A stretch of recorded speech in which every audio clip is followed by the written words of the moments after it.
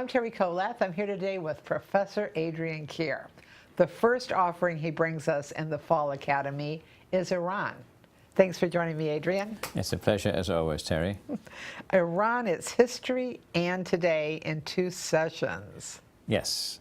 Iran has been a identifiable country longer than any other in the western part of the world. People don't often think that. But they were there during the periods of ancient Egypt and Babylonia and Sumeria, and they continue as an identifiable country today. So there aren't many countries that have such a long, varied history. Of course, within that 4,000-year span, there's been some highlights and lowlights, and then as we come into the modern times, there have been some rather difficult times between the United States and Iran, and more recently, of course, and we'll cover that in the second part of the talk. But the first part will be on the origins of Iran, how it grew up, how it was at one time one of the most advanced civilizations compared to the other people around there, which are the Sumerians and the Egyptians. So, what period was that? We say 3000 BC. They were very well established and as developed, if not more so, than the people who live in Iraq today at that time. Amazing. Well, you're going to start us, the Indo-Europeans and Yes. the Fertile Crescent. Yes, it's not immediately obvious if you look at Iranian writing today or the language, but in fact our language today is an Indo-European language, as is the people who speak language in northern India are also Indo-Europeans. So we all have the same structure of language, although it doesn't look like that. No. But we are actually all related, which is not everybody wants to admit to that, but we have a lot of commonality ethnically between the people of Europe and now the United States and the people of Iran. They came from the same source around the Caucasus. So when we get into part 2. Yes.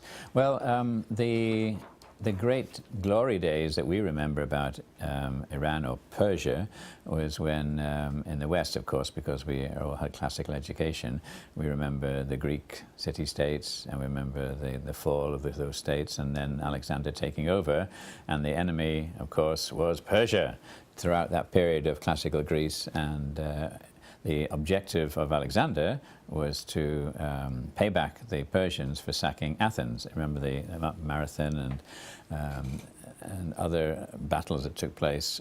There was constant warfare between the Greeks, who considered themselves very civilized, and the Persians, who were considered barbarians. Interestingly, if you read the Persian history, they believed the reverse. They had great international roads, they had a single monetary system, they had single religion, and they had one empire, and it covered the largest area the world had known at that time. So it's a big debate as to who were the most developed, who were the most civilized between the Greeks and the Persians. But Alexander eventually conquered Persia.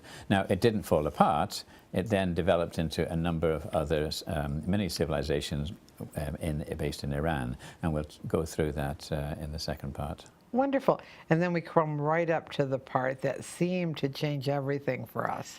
Yes, and there's a very specific point in time when after the time that Muhammad developed the new religion, from the 7th century onwards, this new religion expanded throughout the Middle East.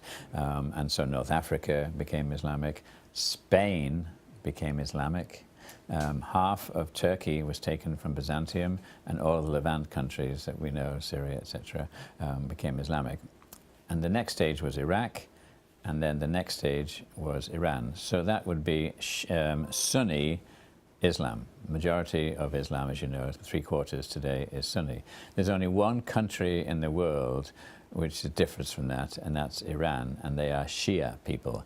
And this was because a Shia follower, which is a minority, tiny sect in the north of Iran, the Twelvers, he took over the control of Iran at one time, and he forced his beliefs on the whole country. And so we have inherited effectively for the last 400 years a country which is Persian or Iran, and they are very different from their neighbors.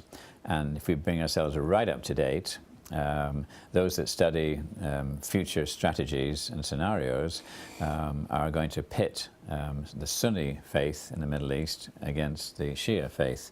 And you start to see that cropping up in Syria right now. Both are actively involved.